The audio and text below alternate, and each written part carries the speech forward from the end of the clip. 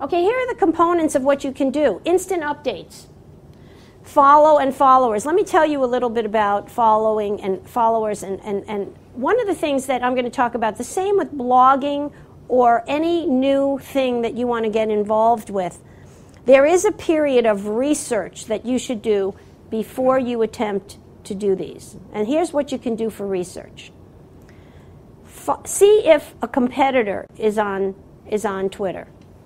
Look at what their marketing strategy is. Try to figure out what is it that they are trying to accomplish. What's the voice? Who's doing the talking? The bigger companies actually work with lots of companies like ourselves who have tools that we actually monitor the Twitter space or the blogosphere, and we can actually find out demographics, audiences, customers. You can. There are some free tools out there, but most of the tools, unfortunately, right now for social media monetization is something that you need to pay for. You need a subscription for. But they are excellent. They can really help you determine who's talking, what are they talking about, what is the company using the Twitter for? Is it customer service? Is it visibility? Is it branding? Is it conversation? What are they doing? So before you follow or have followers, you've got to do a little homework first about that space for your industry. Then what I would recommend is you start following. It depends on what your goal is, but I always feel that you want to start, especially I'm relating this to the blogging, you want to start following industry leaders. So, for example, in my space, we have MediaPost, we have Danny Sullivan from Search Engine Strategies, there's Matt Cutts from Google, there's all the leaders that are marketers, Chris Brogan from Inbound Marketing. So these are the people that DM Scott, these are the people that I want to know what they're talking about. And the really nice thing we feel about Twitter is that if you are truly an expert or truly getting into this, you have to add value. And adding value means that your followers, you become a funnel or filter for your followers. So that you read information and you're not just retweeting it and saying, okay, read this article, but you're putting your expertise. Why am I reading that article? And I want to say, even for a newsletter, if you just say, read these articles, that's no value. There's no value in that. But if you add value, say, here's what I found that you want to read the article for this, this, and this. This is what I got out of it. Now, somebody may not agree with you. That's where the two-way communication, start the conversation. If they don't agree with you, great. But let me know. I did a presentation at Webmaster World, and I said, email is not dead.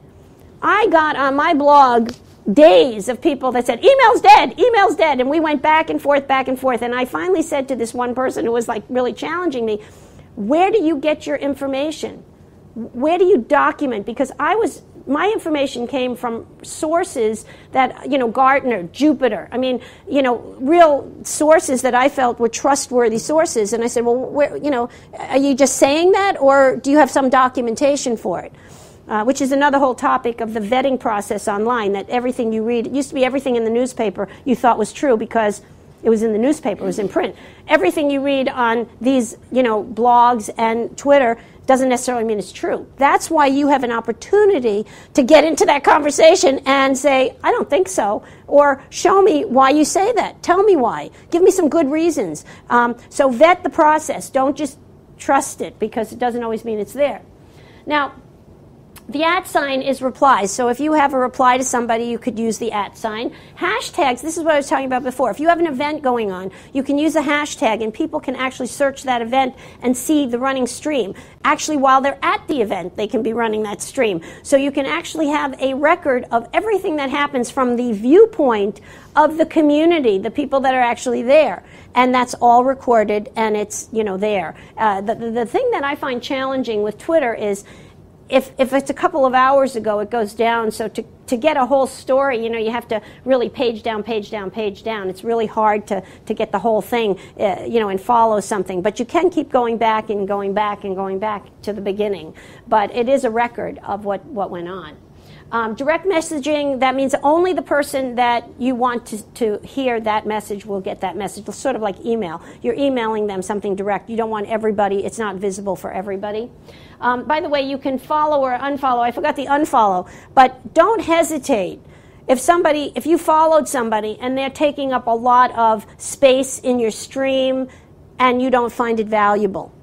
And that doesn't mean you can't follow them again later, and people do that, they go on and off. But one of the things I have to say about following is that this is not a contest. We don't believe, and again, this is controversial, that you need a lot of followers. You need the right followers to match with your marketing strategy.